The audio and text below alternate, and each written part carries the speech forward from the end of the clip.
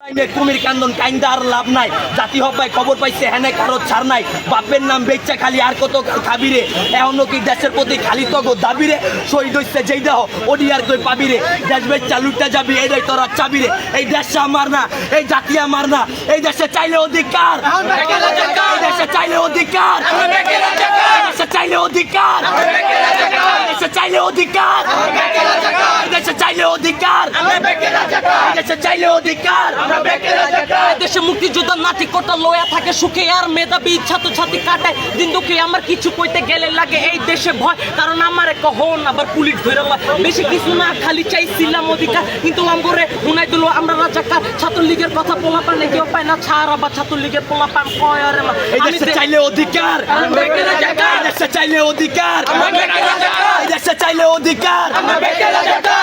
আমরা চাই এই বাংলাদেশে এক আর্টিস্ট, ওর নাম হচ্ছে হান্নান, যে হচ্ছে দেশের জন্য আমাদের ছাত্র সমাজের জন্য গান বের করছে, যার জন্য ওরে 2 দিনের রিমান্ডে নেওয়া হয়েছে।